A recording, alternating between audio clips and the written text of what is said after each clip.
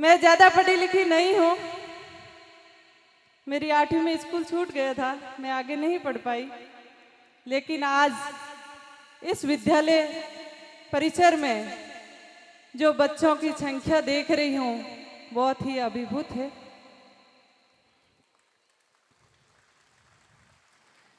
मैं ज़्यादा ज्ञान तो आपको नहीं दे सकती, क्योंकि हमारे विद्यालय के टीचर्स और हमारे माता पिता आपको मार्गदर्शन करते रहते हैं, आपको मोटिवेट करते रहते हैं किस तरीके से आपको पढ़ाई करना है, किस तरीके से आपको आगे बढ़ना है। लेकिन मैं मेरी जर्नी के माध्यम से आपको ज़रूर बताना चाहूँगी, जो भी आपको उसमें से अच्छा लगे आप उसमें से सुरा लेना, ग्रहण कर लेना। मैं बाड़मेर जिले से हूँ। बाड़मेर जिले के रावतसर गांव में 1988 में मेरा जन्म हुआ। 4 साल की उम्र में माताजी का देहांत हो गया। 8वीं में मेरी स्कूल छूट गई, आगे पढ़ाई नहीं कर पाई। स्कूल छूटने के बाद में घर का काम, खेती का काम और पानी की इतनी दिक्कत थी कि मेरे पास में बैलगाड़ी थी, तो मैं बैलगाड़ी से पानी लाने का काम भी करती थी। और जब भी टाइम मिलता दादी के साथ में बैठ के कसीदाकारी का काम जरूर सीखती थी।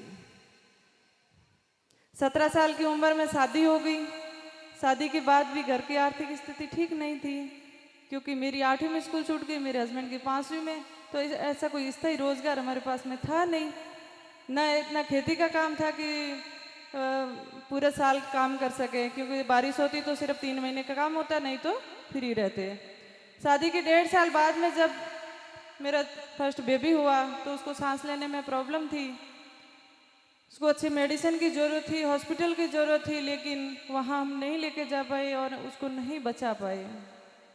तो एकदम से टूट गई कि अब जिंदगी में जी के क्या करना है। पहले माँ को खो दिया, फिर बच्चे को। कई नेगेटिव विचार आने लगा कि ज़िंदगी ही ख़त्म कर लूँ। लेकिन फिर मेरे दिमाग में आया, ऐसे ज़िंदगी से हार मानने से अच्छा है मैं कुछ काम करूं जिससे मेरा घर भी चले और मेरा मन भी लगा रहे। तो यही सोच के मैंने 2008 में काम की शुरुआत की थी। वो काम ऐसा नहीं था कि कोई बड़ी फैक्ट्री लगा दी।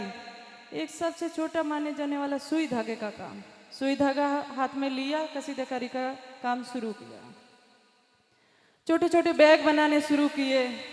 जिस तरीके से बहनें सोचती है कि हम मायके जाएंगे तो बैग तो अच्छा लेके जाएंगे, तो उस टाइम मेरे दिमाग में यही आया कि मैं छोटे छोटे बैग बनाऊं जिससे महिलाएं खरीदेगी, मेरी बहनें खरीदेगी। लेकिन बैग के ऊपर जो कसीदाकारी का काम था वो तो सुई धागे से हो गया। अब जो बैग की स्टिचिंग थी वो मशीन से करनी थी। मशीन मेरे पास थी नहीं, ना मैं खरीदने के लिए सक्षम थी। एक बार फिर हिम्मत हारने लगी, मैंने कहा मैं नहीं कर पाऊंगी। फिर मैंने सोचा जो तकलीफें मुझे आ रही है मेरी और भी बहनों को आती होगी, उनको भी काम की ज़रूरत होगी, क्यों ना मैं उनसे बात करके देखूं। 1-2 बहन से बात किया, करते करते हम 10 महिलाएं हुई। 10 महिलाओं ने मिलकर एक सेल्फ हेल्प ग्रुप बनाया, एसएचजी बनाया और 100-100 रुपये इकट्ठा करके एक सेकेंड हैंड मशीन खरीदी और वहाँ से काम की शुरुआत की।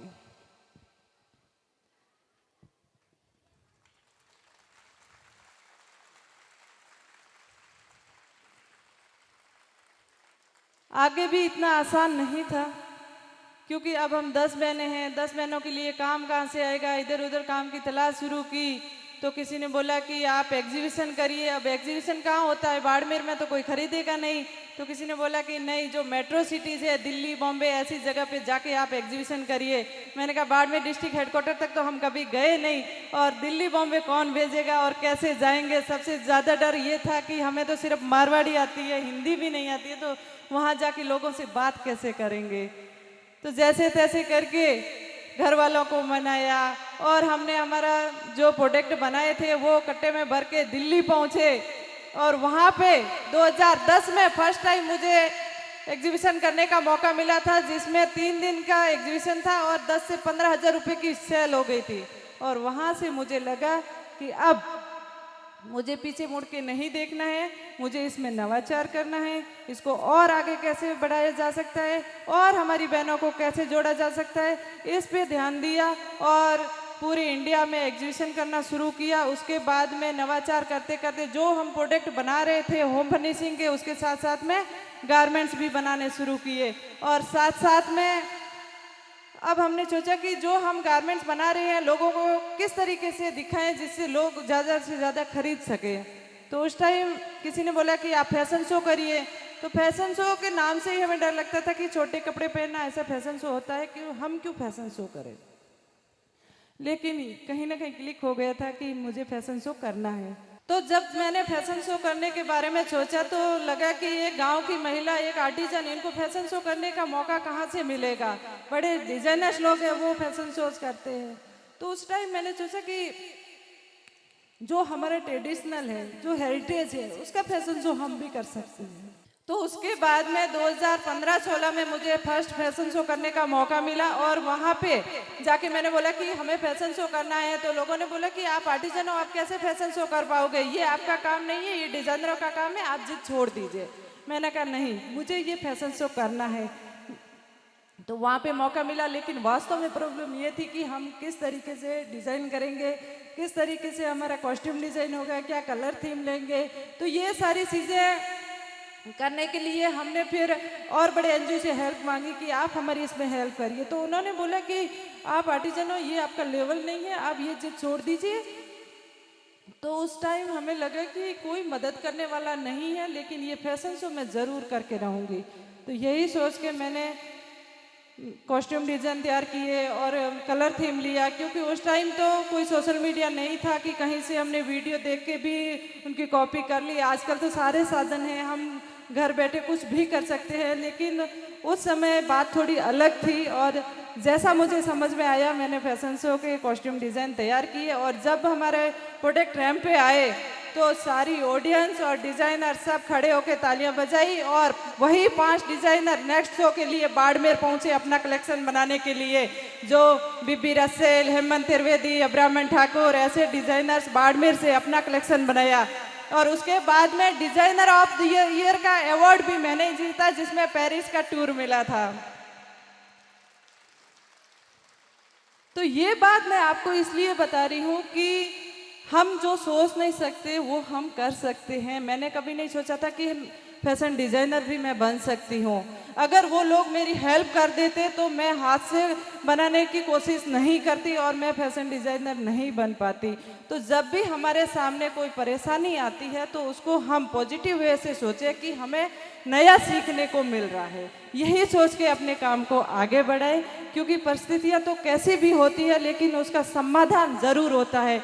यही सोच के हम कार्य करते हैं। मैं ज़्यादा पढ़ लिख नहीं पाई, अच्छी स्कूल के बारे में नहीं सोचा, कॉलेज के बारे में नहीं सोचा, लेकिन हार्वर्ड यूनिवर्सिटी में जाके लेक्चर देने का मौका मिला, मुझे बच्चों को पढ़ाने का मौका मिला, सुई हाथ में लेके उनको काम करने का मौका मिला। और वापस आई तो पीएचडी की मानद उपाधि भी मुझे मिल गई। तो काम इस तरीके से करना है कि हमारे अंदर के हुनर को पहचानना है, किसी के बहकाव में ना आए, किसी की बातों में ना आए कि आपको ये करना है, ये करना है। पहले आप तसल्ली से सोचें कि हमारे अंदर कौन सा टैलेंट है, हम किस वे से आगे बढ़ सकते हैं। वो संगीत हो सकता है, कला हो सकती है, डांसिंग कर सकते हैं, या आप खेल में आगे जा सकते हैं। ऐसे कई हमारे आसपास में चीज़ें हैं जिसके माध्यम से हमें खुशी मिलती है, उसको हमें करना चाहिए, उसी फील्ड में आगे बढ़ना चाहिए। जो बच्चे होशियार हैं उनको देख के जो कमज़ोर बच्चे हैं वो नर्वस हो जाते हैं कि इसके इतने मार्क्स बने हैं, मेरे नहीं बने। लेकिन आप बिल्कुल ऐसा ना करें, क्योंकि उसमें वो टैलेंट था, वो पढ़ाई में अव्वल है, उनके इतने परसेंटेज बने, लेकिन कुछ ना कुछ हुनर अपने अंदर भी है जिसके माध्यम से हम भी फर्स्ट आ सकते हैं, हमारी फील्ड में हम भी आगे बढ़ सकते हैं। ये हौसला हमेशा आपको रखना है और हमेशा यह सोचना है कि मुझे जिसमें इंटरेस्ट है उसी फील्ड में मैं आगे बढ़ूंगी तो पूरी जिंदगी में खुश रह के उस काम को कर पाऊंगी। चाहे दिन हो, रात हो, बारिश हो, सर्दी हो, इस काम करने में मुझे कोई संकोच नहीं, वही काम करना है। जब मेरी 8वीं में स्कूल छूट गई, मैं आगे पढ़ाई नहीं कर पाई, तो मुझे कहीं ना कहीं ऐसा ज़रूर लगता है कि काश मैं थोड़ी और पढ़ लेती। लेकिन आज भी गांव में बच्चों की स्कूल छूट जाती है, या तो वो आर्थिक रूप कमज़ोर परिवार से आती है या स्कूल दूर होने के कारण। तो उनके लिए हम स्कॉलरशिप की व्यवस्था करते हैं, जिसकी वो आगे की पढ़ाई है वो जारी रख सके। तो सालाना 25 से 75 हज़ार रुपये हम उनको सालाना स्कॉलरशिप के रूप में देते हैं। साथ ही हम एक बेटी बचाओ पे कार्य कर रहे हैं, जो रक्षा योजना के नाम से हमने लॉन्च किया था 3 साल पहले, जिसमें 1 साल की से छोटी बच्ची को हम ब्रांड एम्बेसडर बनाते हैं, एक गांव की एक बेटी को, और 20,000 रुपये की FD करवा के सुकन्या समृद्धि योजना से जोड़ देते हैं। और उसके बाद में हर साल छोटे छोटे अंशदान में हम राशि जमा करवाते हैं, और जब वो 20 साल की होगी तो उनके आगे की पढ़ाई के लिए उनके खुद के पास में पैसा होगा, वो किसी पे बोझ नहीं रहेगी, किसी के आगे हाथ फैलाने की ज़रूरत नहीं रहेगी। आज तक हम टोटल 100 से ऊपर बच्चों को ब्रांड एम्बेसडर बना चुके हैं। इसी तरीके से स्पोर्ट्स में जाने का मेरा भी मन था, लेकिन ना मेरी पढ़ाई हो पाई और ना मैं स्पोर्ट्स में जा पाई। इसीलिए हमने सोचा कि हमारे यहाँ की बच्चों में टैलेंट तो खूब है, लेकिन ऐसे संसाधन नहीं है जहाँ से वो तैयारी करके आगे बढ़ सके। तो इसलिए हमने सोचा कि क्यों ना यहाँ पे हम एक ऐसा स्टेडियम बनाएं जिसमें खास करके बच्चों को मौका मिले, क्योंकि जब बेटियाँ स्कूल से घर जाती है तो वापस खेलने के लिए नहीं भेजते हैं। तो उनके लिए पूरा इंडोर स्टेडियम की व्यवस्था की, हर समय वो वहाँ पे प्रैक्टिस कर सके। उस स्टेडियम का काम अभी चल रहा है, जल्द ही पूरा होगा, तो हम आप लोगों को भी बुलाएंगे वहाँ पे। हमारे यहाँ की जो कला संस्कृति है उसको जीवित रखने के लिए हम रोजगार से जोड़ के उसको आगे बढ़ाने की कोशिश कर रहे हैं। महिलाओं को, जो महिलाएं गांव में दूर दराज ढाणियों में बैठी महिलाएं हैं, उनके पास रोजगार का कोई संसाधन नहीं है, उन बहनों को काम के प्रति मोटिवेट करते हैं, अलग अलग तरह की ट्रेनिंग देते हैं और उनको काम के लिए आगे आने के लिए ट्रेनिंग देके वो मार्केट से लिंक करवाते हैं, तो उसके माध्यम से वो अपना रोजगार प्राप्त कर सकती है। आज इस स्कूल में जिस तरीके से महिलाओं की संख्या को देख के मुझे ऐसा लग रहा है कि हमारी बहनें भी आगे आने के लिए अव्वल है। इनमें भी हिम्मत आ रही है कि हम किस तरीके से आगे बढ़े। तो मैं आपको ये कहना चाहूँगी, आप जहाँ हैं, जिस पोजीशन में है, वहीं से अपने काम की शुरुआत कर सकती हैं। बिल्कुल आपको डरना नहीं है कि हम कम पढ़े लिखे हैं या हम हमारी इस परिधान में कहीं बाहर नहीं जा सकते, ये बिल्कुल नहीं सोचना है। जब मैं इंडिया से बाहर होती हूँ तो लोग पूछते हैं कि आप कहाँ से, इंडिया से हैं। मुझे नहीं बताना पड़ता है कि मैं इंडिया से हूँ, तो मुझे गर्व महसूस होता है कि मुझे मेरे मुंह से नहीं बताना पड़ता है। जब मैं राजस्थान से बाहर होती हूँ तो लोग पूछते हैं कि आप राजस्थान से हैं, तो काम ऐसा करना है कि हजारों में हमारी पहचान होनी चाहिए। मैं धन्यवाद देना चाहती हूँ विद्यालय परिवार को कि आपने बुलाया, मान सम्मान दिया, इसके लिए बहुत बहुत धन्यवाद, मैं आभारी। साथ ही मैं महिलाओं को हमेशा एक संदेश देती हूँ कि महिला का सम्मान करे, सपोर्ट करे, अपने हक के लिए खुद लड़े। हम सब में कोई ना कोई हुनर जरूर है, तो क्यों ना हुनर के जरिए आगे बढ़े, स्वावलंबी बने। अगर खुद पे विश्वास है तो खड़े रहे, अड़े रहे। जय हिंद, जय भारत।